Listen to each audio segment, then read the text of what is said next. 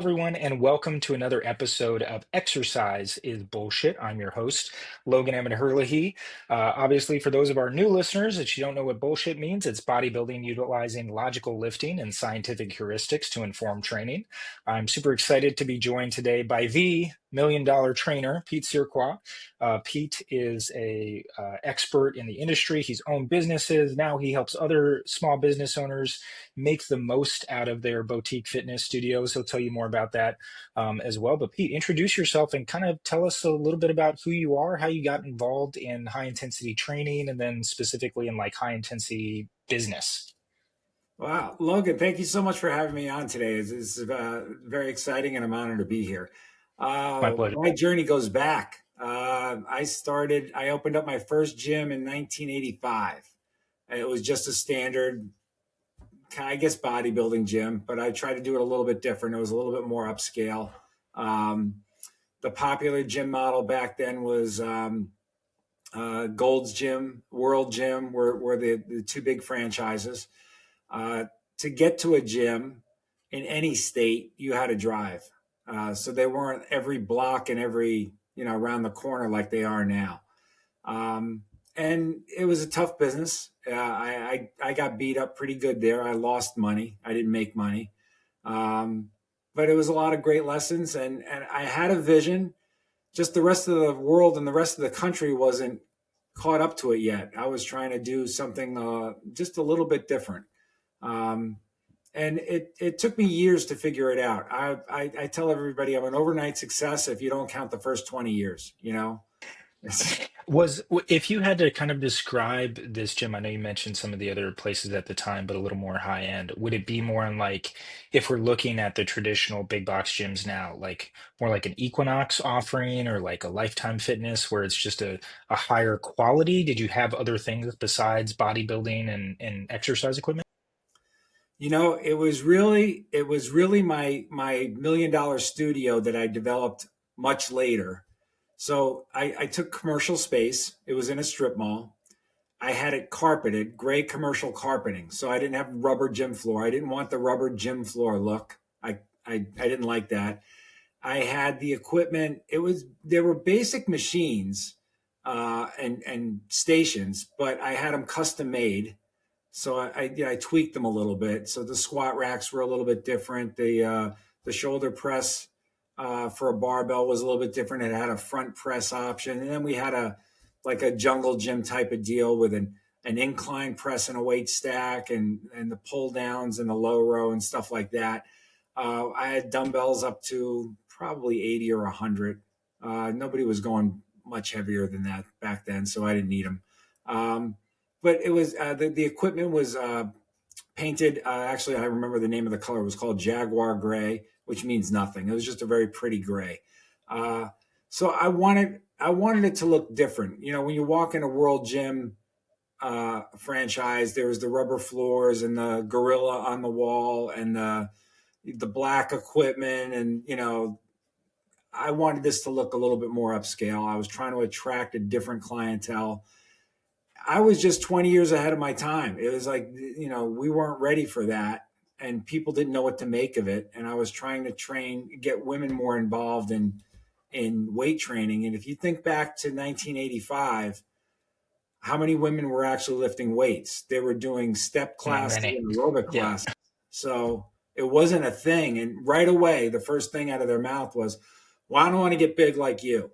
So, they'd shut it down really quick. And no, you won't. I knew about Mike Menser, Arthur Jones from the 70s as I grew up reading the muscle magazines, any of the Joe Weider magazines. It was Muscle Builder back in the 70s. Muscle Builder and Power. I don't know. Oh, well, there was Iron Man. Flex wasn't invented yet, Flex magazine. Um, you saw Arthur Jones would have articles in Iron Man. They were provocative and very interesting. Of course, the Colorado experiment was the ad with Casey, and Mike Menser was writing for Muscle Builder and Power, and he was starting to make a name for himself. So I knew about. That's how I learned about high intensity. I tried a few workouts. I was a volume trainer. I was a bodybuilder and a power lifter.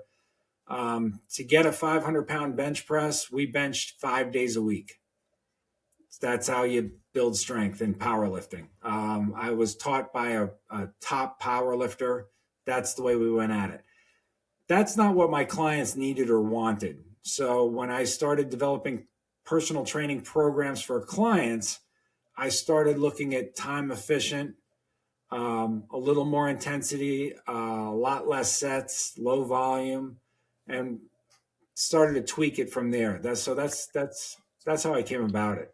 Kind of the evolution. So was this first gym you had, did that become the $1 million studio, or was that this one went out of business maybe and you tried something later on? What was that kind of evolution like? And then once you found the super efficient, time efficient, effective way to train people, what was that part of your career like? Interesting. So the gym that I opened up was called South Shore Muscle and Fitness. Again, I was trying to make a name that was just a little bit different. It was right by the beach in Ocean City, New Jersey, which is south of Atlantic City.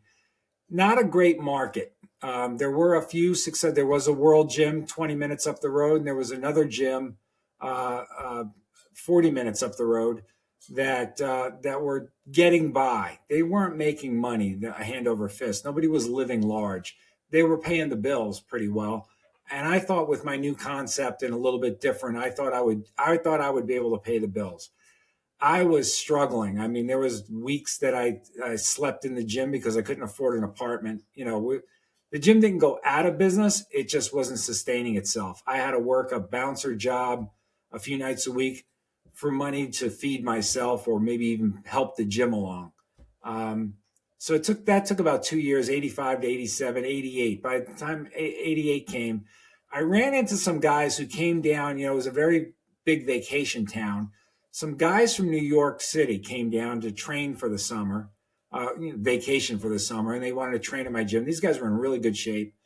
And it was $25 a month for my gym. That was the membership. No year memberships. It's $25 a month. I was looking for 100 members. 150 members would make me comfortable, pay the bills, and eat. So that was my goal. And so these guys came down to work out, and they said, "Hey, would you train us?" I was in good shape, bodybuilding and powerlifting. Yeah, sure, no problem. And I was training these guys 5 or 6 days a week. At the end of the summer, they said, "Hey, what do we owe you?" I Nothing. You paid the membership fee. I'm happy to do it. It's my passion. And one of them said, "Hey, do you know up in New York City the trainers get like $50 an hour?" And no, I didn't know that. I didn't know there was such a thing. I didn't know trainers were getting paid anything, let alone $50 an hour. Well, come on up as our guest for a weekend, and we'll show you around. And these guys were the Chippendales. Um, they were down there for the summer. Gotcha. So a little bit. I went up. I went up for a weekend. They showed me there was a lot of gyms in New York City. I went and I'm a 250-pound bodybuilder. I'd walk up to the front desk and say, "Can you give me a card on the rates and policies for the personal training?" And they'd give me a card, and I took it, and I was like, "Oh man!" I went home. I sold the gym. The tanning salon next door to me wanted to buy it. Okay. Um, I got out from under it. I didn't make a profit, not a dollar. If anything, it cost me money. I moved up to New York City. I did some couch surfing up there and got into personal training in '88. Never looked back. So That's awesome. That's awesome. So, how did you get? I'm sure some of our listeners will know you and be familiar with like Lawrence's podcast, High Intensity Business. How did you two kind of get connected, and what does that business relationship look like as it's sort of developed over the years? 2016, the day before Thanksgiving, the Wednesday before Thanksgiving, 2016, I performed my last personal training session at my studio in New York City. I just stopped. I was doing personally 120, 130 sessions a week every week. I never took vacations. I Were never took those days off. 20-minute sessions at the time? 15s. 15s. Okay, I got it. I would was like, I there's would got to only be schedule something three here for per hour. 130. Yeah, yeah. So I would schedule three per hour, leaving myself a 15-minute block every hour for bathroom and break, cup of coffee, something to eat, or if a client was late and I just rotated them at the end of the line kind of a thing. So, Got it. but it was a pace, and I'm the kind of guy I just put my head down and go. And I went years like that and didn't look up. I had no idea what was going on in the world. I was just cranking out sessions, keeping the trainers going, keeping the facility going.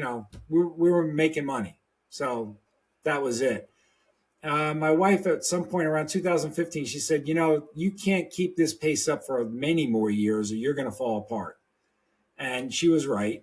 I was starting to feel aches and pains, and there's no time to take care of you at that schedule. So we had a nutrition business that we set up and was doing very well. Was doing seven figures a year. And she said, you could sit back and let me run the nutrition thing, and you could just stop training and just take a break. Maybe you'll get back into it. Maybe you won't. Okay, thank God for her. Otherwise, I just would have went until I dropped. So the day before Thanksgiving 2016, I performed my last session. I gave the business away for free. I did not ask for one penny to some very loyal, good friends of mine. Here, it's all yours. And I slept for a year, and that was it. So after a year or two or three, or of not doing it, surfing around YouTube, and I came across. I'm always following stuff. I'm still a student. I'm always trying to learn. And I came across one of Lawrence's high intensity business podcasts, and I don't remember the guest on there, and I'm not gonna trash anybody, but I was looking at them and like, this guy doesn't know what he's doing. So like, like, I hope it wasn't me. no, it wasn't you. But it was like I just wasn't impressed with what was going on. So I sent him an email, um, and said, "Hey, listen, I saw your podcast. I think your podcast is really great, but you know, here's my track record, and if you wanted to talk sometime, I'd be happy to. I was always very guarded about my secret to success. For years, I wouldn't tell anybody anything, but now I'm out of it, so I'll tell you anything you want to know. I don't care. So it actually a couple of months later, who's this guy? He started asking around. Even I think he finally went to Luke Carlson and said, "Hey, Luke, who's this Pete Cerqua guy?" And Luke said, "No, real deal. This guy actually does seven figures a year, and he's kind of set the pace for a lot of us." So that was the beginning of it. And Lawrence had me on. I think we're well over 30 interviews now. Yeah, that's awesome. And great content for anybody that's interested in figuring out how to, improve their business. So with, you mentioned kind of being the forever student thing there, Pete. And one of the things that I like to talk about on this show is what have you sort of adapted and changed your mind on over the years? So, if is there something that you can think of over the last 3 to 5 years that you've had to change your mind or shift your perspective based on mounting scientific or practical evidence to the contrary? Can you think of anything in particular? All of my beliefs, it keeps coming back to it's true. So I know a lot of people in our space, which is high intensity training. They think it's the be all and the end all. And if you want to be like Dorian Yates and Mike Menser, this is the way to go. Dorian Yates and Mike Menser became who they are because of drugs, not because of the workout program. If you don't give them And the drugs, fantastic genetics, which most oh, people don't have. phenomenal. Uh, People don't pay attention to.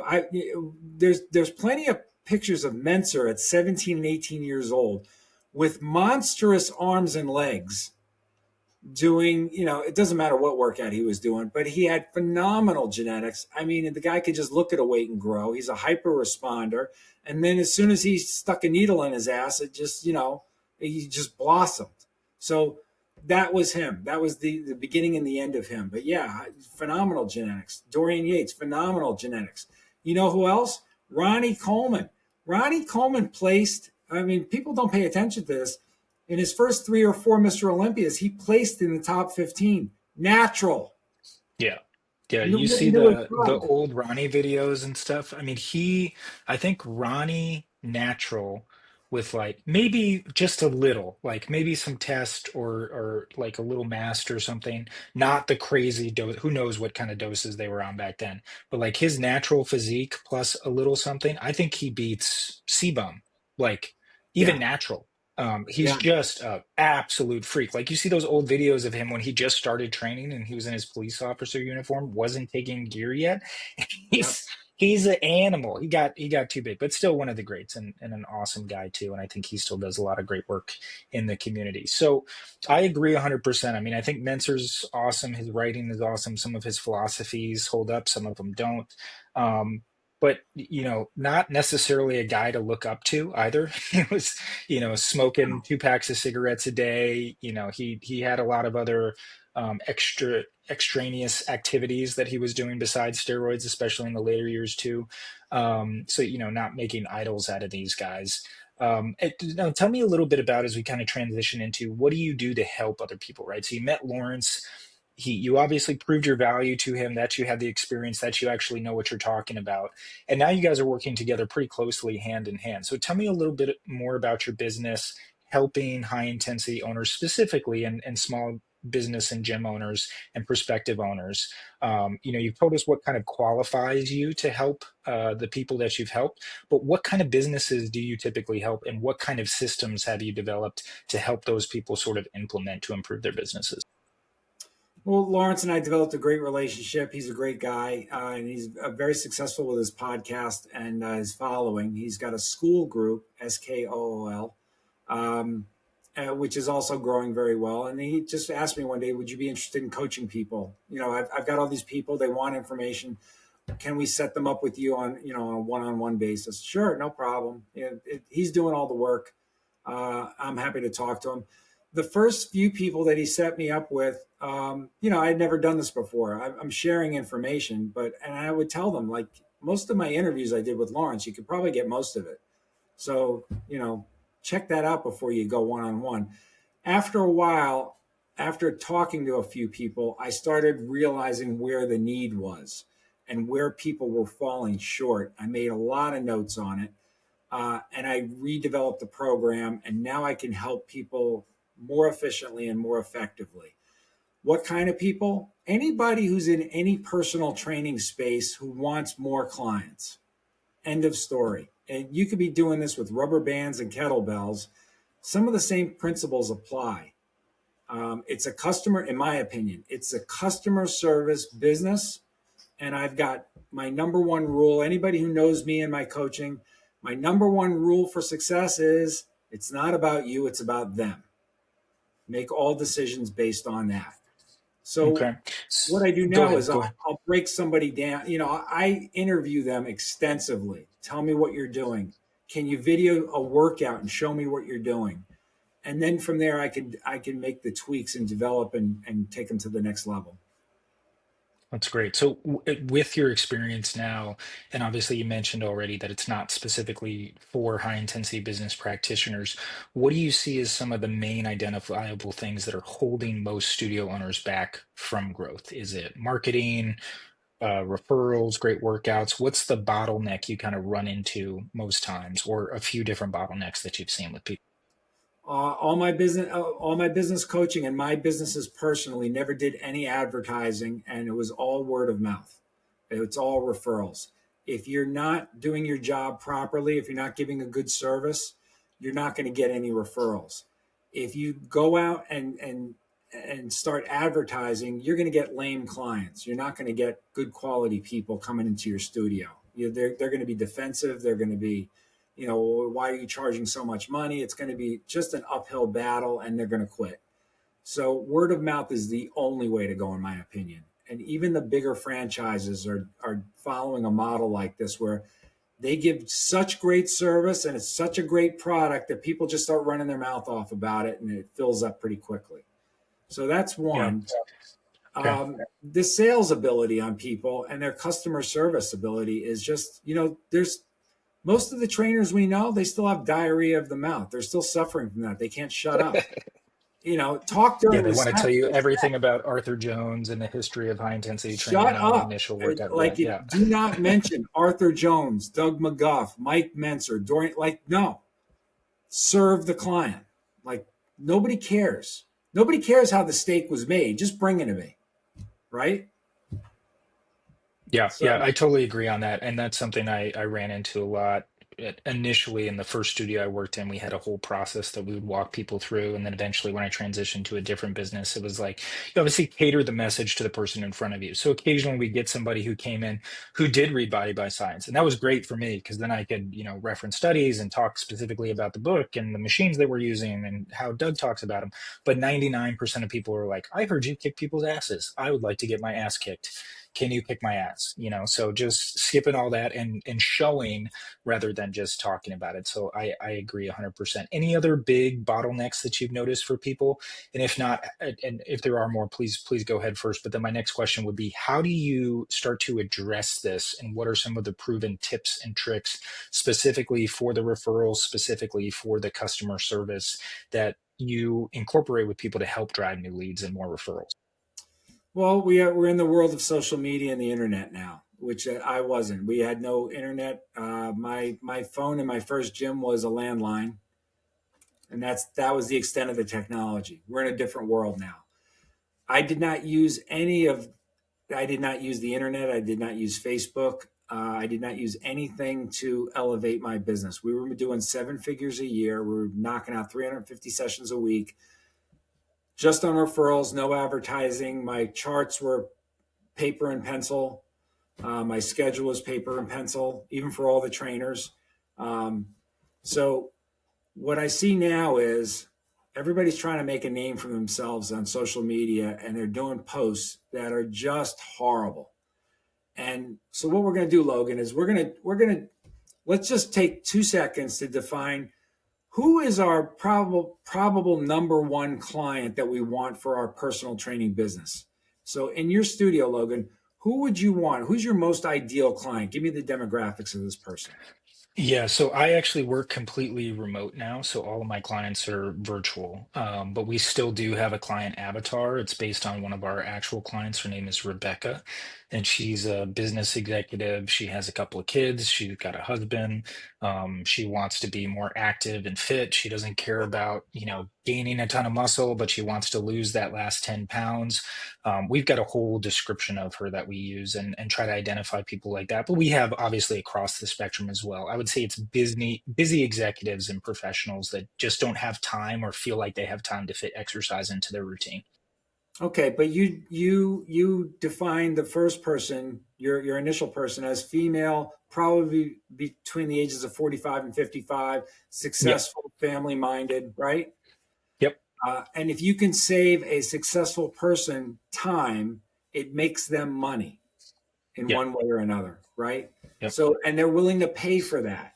So that's your ideal client. Now, if that female client, 45 to 55, with some nice young kids and a husband, saw you on a podcast, not a podcast, but on a YouTube video describing how your arm, this is how I make my arms bigger, and you're in a tank top and you're banging away at the weights and your high intensity workout and screaming and you think you're going to attract them?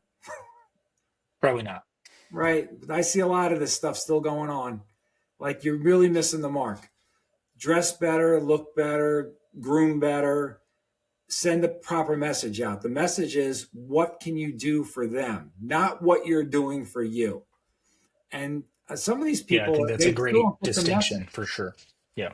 They're still saying, well, but this is what I do in my own time. I'm like, that's great, but you're broke. Stay broke and have fun. Yeah. So how do you, if you've come across a studio that's really trying to market towards the social media, trying to create videos or content that's marketed that way, is the first thing you do kind of help them identify an ideal client and then how to speak to that person specifically? Or what are some of the ways that you kind of cultivate a referable marketing scheme for that person so that they can start to target that person better? It's difficult and it's unfortunate, but we have to break the business down and we have to start building it back up. And the first conversations that we have, or the first few coaching sessions that we have, are rough. And I prep people for this. I tell them, do not work for me if you're not up for this. I've told people, you know what would be better? Shut your business down and go into another field.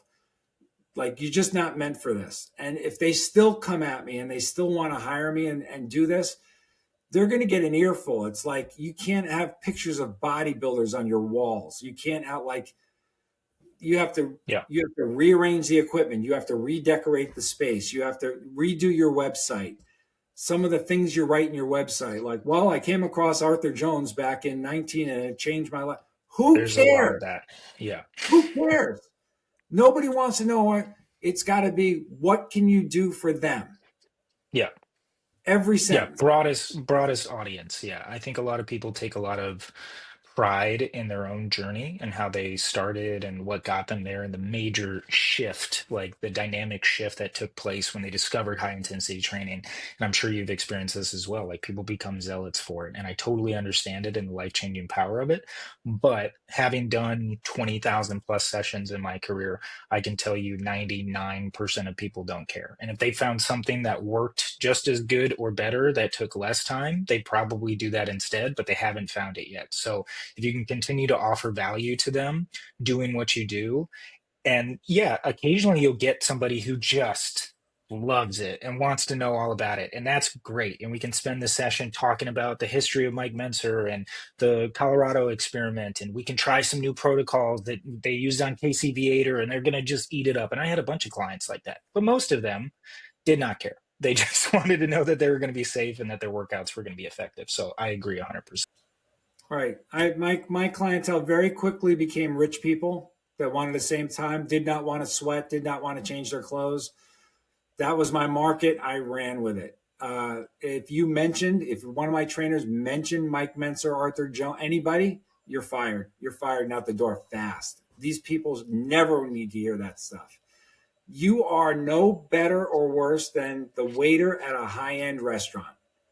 When your waiter walks up to you, and then we're talking about like a $500 dinner for two meal, right? So nice white linen tablecloth, and the waiter is dressed in a white blouse and maybe a black vest, and the ladies, of course, and slacks, black slacks, and very nice black shoes, right? She comes up to your table. Have you dined here with us before? Yes, we have. So wonderful to have you here again. Can I get you something to drink while you're looking over the menu, or can I tell you what the specials are? You don't know her name. I mean, she may tell you that, but you just kind of dismiss it quickly because she's just being polite. You don't know how many kids she has. You don't know what she does in her off time. You don't know if she has tattoos on her arms, right? Because you don't want to know. You're there for the meal. She's all about serving you the meal and not being the center of attention. So if that waitress or waiter were to, bring your food to the table and say, "Hey, by the way, you know what happened to me? I picked up my kid from school, and then this happened." Why are you talking to me? The food's here. Shut up and disappear. Right? So is Personal training is the same exact model. Yeah, is that kind of the easiest change you would make to have the biggest ROI for businesses then if they're coming to you and their ego is kind of tied up into the business is like, hey, take your ego out of it and make it not about you, but about the business? Is that fair to say? Or are there other main things that you tend to like the big low-hanging fruit with people? What are those that really you make these few small changes and you'll have the highest ROI just from talking with Pete one or two times? Um, so I don't get too many people that I really have to reinvent because we do a consultation call first. I want to make sure that I could be of help. I'm not going to sign you up and work with you if I can't do something effective. Um, I really like people who have an open mind, who want to get into this and really just want guidance, and will put aside everything they learned and we start fresh. I got great success. There's a guy named Steve up in Massachusetts. I just love Steve. He was working as a in the music industry. He was manufacturing or he was an employee for a manufacturing company that made flutes. Wonderful business. I'm a music fan, so I thought that was fascinating. And COVID wiped out the business. So he wanted to get into personal training. He came across high intensity and Doug McGuff, and I want to do this. But with a very limited budget and a very terrible market out there, as COVID was progressing, um, he had to start with like no money. And we took Steve on, we got him a total gym, a total gym, right? Yeah. Yeah, yeah. Chuck Norris. Yeah. You can get those for free on Marketplace. So somebody spends $1,100 on one of these things. They're beautiful, puts it in their bedroom, never touches it once. And 2 years later, the wife says, "Get that thing out of here. Just pay somebody to remove it. You're done." Right. So Steve said, "Hey, I can get these things for free, literally." Great, get them. And then as you sign up a new client, get them a free one and put it in their house. Right. Because we were doing remote work at first because of because of COVID, and then later he was able to do in person one on one. So that's how we started the business. P.S. Steve's up to 60 sessions a week. He's making about $1.50 a year. I mean, life has turned around huge for him, and we did it with no money, no overhead, no MedX equipment. We just got it going because he followed really some basic principles on serving the client. Yeah, I love that. And I feel like, and I know you've talked in depth with Lawrence about this on how to start from scratch and what that looks like and creating the smallest investment to get the largest ROI when you start off. I think we could do a whole nother episode just on that. But you mentioned a little bit about that initial kind of discovery call and filtering through people. I'd love to know a little bit more about what that looks like and how do you really identify and figure out if somebody is a good match to work with you? There was a couple. There was a couple who own a successful, I'll say successful, super slow studio, um, and we got on a consultation call, and they had an attitude right away where it was, what are you going to do for us? And I'm like, well, that's what we're here to discuss. Maybe nothing. Maybe you got it all figured out. Why don't you tell me what your issues are? Well, we need more bodies in the door. Period. End of story. How are you going to get us more traffic? And they're kind of challenging me a little bit. I'm like, well, so obviously, whatever you've been doing for the last 10, 15, 20 years has leveled off and is not working anymore. Are you open to suggestions where you could shake things up a bit? No, we stay true to our form and this is what we do. Then this is a great short phone call. I can't help you and you're going to die a slow death and it's not my problem. So, Is that a direct quote? yeah, pretty much. Yeah. I'm not, this is not I'm not in business anymore. I'm not here to make friends. Yeah. If you think I can help you, I'm happy to do it. I love doing it. I was on the phone with somebody last night, a lovely lady. Get this, Logan. So she was a personal trainer years ago, was pretty successful at it. And then somebody pulled her into a corporate job, which she became even more successful at. Well, the corporate job 6 months ago said, "Hey, business isn't good anymore and we're letting you go." So she's been applying like two, three, 400 times in the last 6 months for jobs in that same field and isn't even getting an interview. The market is so horrible. So I said, "Why don't you get back into training?" Oh, I don't know. I don't know. I'm like, you can make more money than you did at your corporate. You can make more money than when you were a trainer and more money than you at your corporate job. Why don't you consider it? So we had a conversation last night about just talking about what it would be like to get back into it. It was a great conversation. And it ended with sleep on it. And she texted me first thing this morning, "You know what? I want to get back into training." That's So, awesome. I love that. I love that. So I'm going to help somebody who, really just didn't see it. The information was right there in front of them. And this is just kind of like, hey, this can be fun. Let's do it.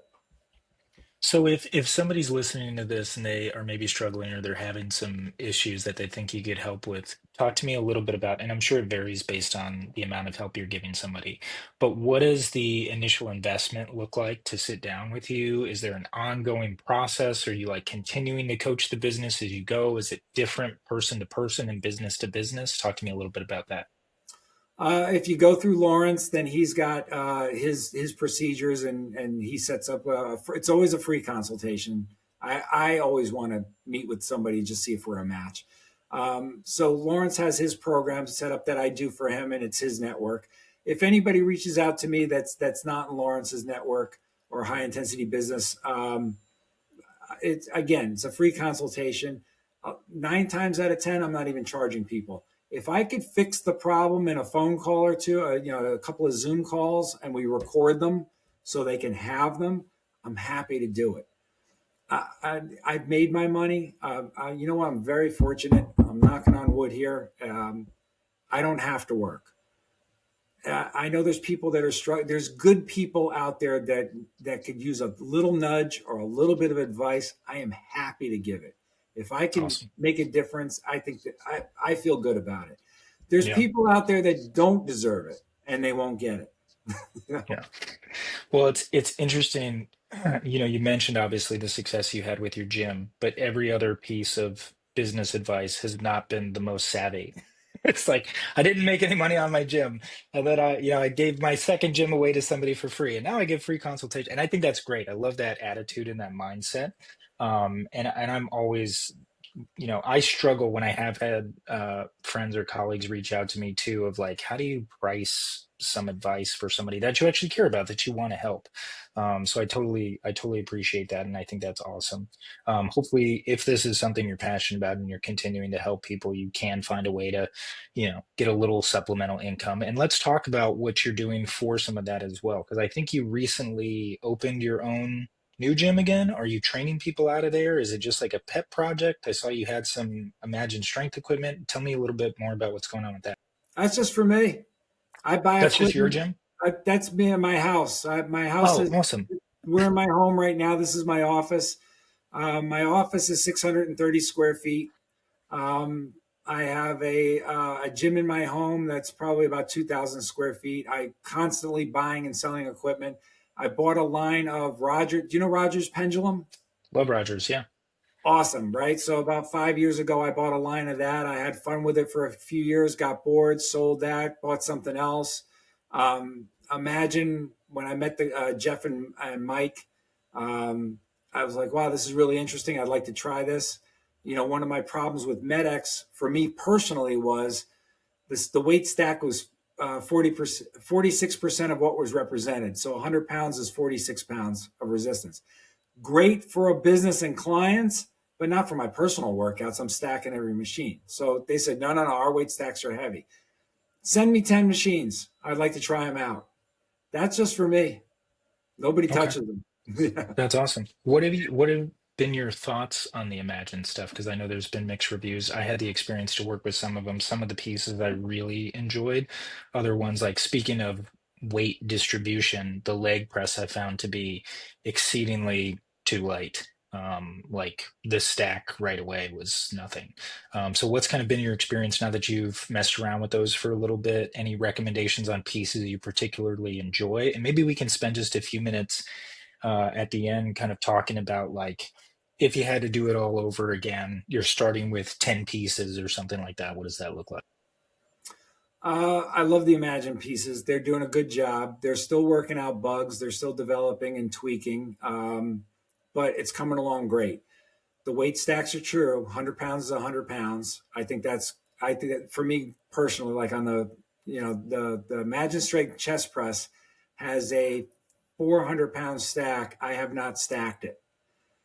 I, you know, I love that. I'm working towards something. With MedX, it was first day, 10 reps with the 580-pound stack. That's ridiculous. So that I love for me. Um, I'll tell you about some practical pieces. Like let's just take their row.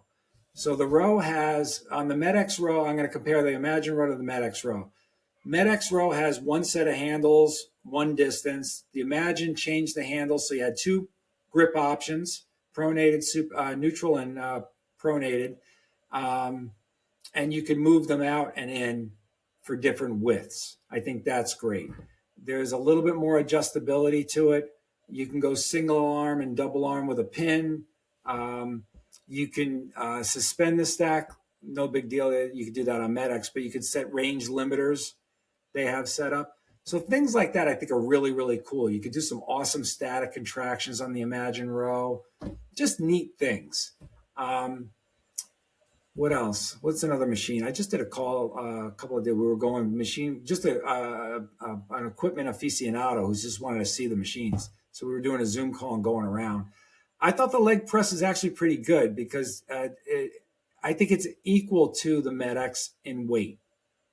So MedX has 1,000 pounds, and it comes out to about 460 or something like that, Yeah. right? Yeah. So the Imagine has 500 pounds, and it's 500 pounds. So they're comparable, Yeah. but half the space Yeah. and a Yeah. lot No, I less. mean, I think for the efficiency and like how they were able to shrink stuff down, I really enjoy a lot of that, especially for like a studio owner. I think, initially when the offerings came out too, it was like really price competitive. And obviously, as they've kind of dealt with tariffs and other stuff, like the price, I'm not familiar with the current price points now, but all new equipment to me is like you, it's almost like you're better off buying new stuff if you want to get a whole new line because the used stuff on the secondary market is so freaking expensive now Oh, too. it's So crazy. yeah, it's crazy. So if somebody came to you, maybe they're trying to create like a time efficient workout, something similar to what you did, 15 minutes. They've got a minimum amount of space, let's say 1,000 to 1,500 square feet, maybe a $50,000 budget, right? To actually, because you can easily, if you're buying all new stuff, go up to two, three, $400,000, especially with all the different brands that are out there. What would kind of be your checklist? We can finish with this of kind of the machines you would try to purchase, where you would try to find them, to create something for the most bang for your buck for that investment. If somebody came to me with a $50,000 budget and that much space, the first thing I do is talk them out of it. So I'll say Okay. 50,000, put 45,000 in an interest bearing account. Got it.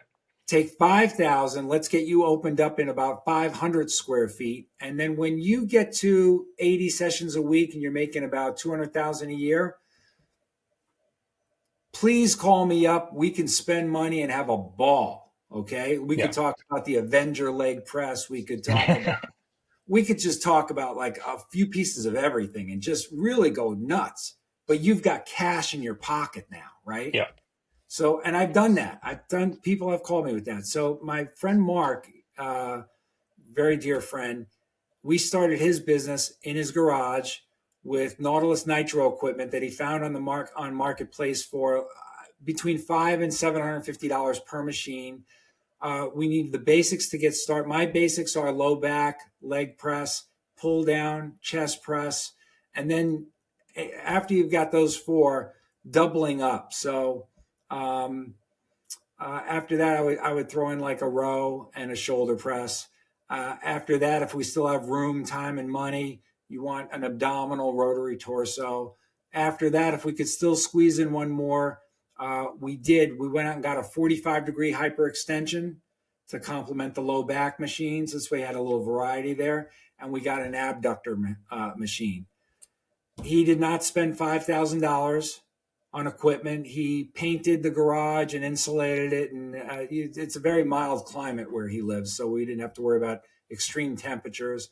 We redid the lighting. We stayed within a $7,000 budget. He was able to, in 9 months, he was able to quit his day job, which was paying very well. He's making 3 times his day job now out of his home. That's awesome. Yeah, and I think being pragmatic with that stuff too is probably the best way to go. So I think anybody that's out there, you obviously want to get to what the future vision is as fast as possible. But I think that mindset of like establish the vision, establish a client base, be confident in the service you're providing, regardless of the tools that you have, and then slowly and steadily grow as you've got the capital to do it. I think that's a great philosophy in general too, and probably something that myself and others could take into account if they ever decide to open their own business too. So if that day ever comes, I might be giving you a call, Pete. Um, so just to kind of recap what you're doing now, just kind of in the in happy retirement. You're just trying to help other business owners, people who are interested in working with you, and maybe trying to figure out how to take their business to the next level. Maybe they've stagnated, they haven't been able to get new leads. I think working with somebody like you, or at least having that free consultation call to identify some of those weaknesses, would be a fantastic idea. You've obviously got a really cool home gym. You're still passionate about training. I think all that's awesome, Pete. If somebody's interested in getting in touch with you, what would be the best way to do that? Maybe through Lawrence, or do you have your own personal email that you have people get in contact with you?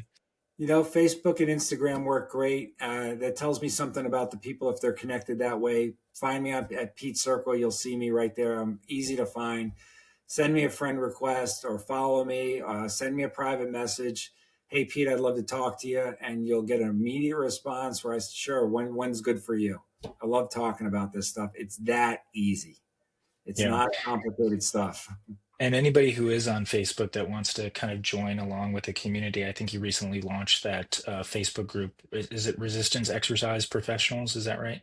Yeah, rep. Yeah. So, yep. So give that a follow. Try to be part of the community and maybe see if this is a good fit for you. Any last closing thoughts, maybe big, takeaways that business owners might want to incorporate before they even, set up that initial call? Maybe things that you see on a regular basis that's like, hey, kind of go through this checklist in your mind to see where you could be missing out on some revenue and some referrals. The rep group that I said, so it's Resistance Exercise Professionals on Facebook, and it's a great group. There's a couple hundred members in there now, and I put up all the posts. And what I'm putting up is posts from other studios and trainers that are good or exceptional, nothing else. So even if that same studio or trainer has a post up that I don't think is that great or misses the mark in some way, I won't put it up in the rep group. That's not, there's no disrespect to them. I'm just taking their good stuff. And the members can now see what everybody's doing, what I think is good and beneficial to your business. And that alone, just scrolling through and looking at posts could elevate your business, or maybe it'll make a connection with you and you'll go, okay, I'm definitely doing it wrong. Yeah, and I think you would agree with this too, like joining, especially if you're in the, I mean, I think you could benefit if you're not in the high intensity space, but especially if you are, and you're not part of Lawrence's school group, the free group, at the very least. And again, school for those who don't know is SKOOL, and you can just search high intensity business. He's got a free option where it's free to you to go in. You can communicate and meet and chat with other members, people all around the world. So I found a lot of value in that group for sure as well. And it's a great way to just meet new people, get new ideas. You can talk to people like Pete and then also other business owners. And one of the things I found in the fitness industry in general is people are very happy to talk to you about their business. Like it's their baby. So if you want to learn how somebody's doing something, what's been successful for them, what kind of equipment they use, or what kind of security systems they have, or what kind of processes they're using for tracking. Like our industry is very helpful. Like most of the people, there's definitely some assholes, but there's a lot of people who are very generous with their time, and that's something that I've always loved about the industry as well. Any final thoughts or anything before I let you go here, Pete? I'm looking forward to the Strength Forum that's coming up in Orlando, Florida next month. I'm going to be one of the speakers there, or sitting on a panel or two. But you know what's great about it is there's legends in our business that who I adore and I look up to, and I get to shake their hand and just take a picture with them and just spend a few minutes. We're talking about Ellington Darden. I mean, what can you say about Ellington Darden? 75 books. He's still thinking about writing another one. He still has some more Casey Arthur stories to tell. I mean, how do you not want to talk to this guy and just listen to him? Bill Crawford, just a salt of the earth guy with a tremendous resume. Jim Flanagan, oh my goodness, a living legend, and still in phenomenal shape. Just to see these guys, I mean, it's such a treat, and I look forward to it. And I'm still a student. I look up to these guys to this day, and I always will. We while we have this available, take advantage of it. We lost Roger Schwab recently, another legend in the industry, and it's just a shame. It's what his contributions were immeasurable. So I'm looking forward to this. I still like following these guys and being a part of their network and just keep learning, keep pushing, keep learning. I love that. Well, thanks so much for taking the time today, Pete. I definitely want to have you on again in the future. Maybe we can talk about building a gym from scratch or a thousand other ideas, I'm sure. But I really appreciate your time. Thanks everybody for listening. Make sure you give Pete a follow. And if you do have any questions, reach out to him directly on social. And we will be back again in a couple weeks. Thanks so much, Pete. Thank you.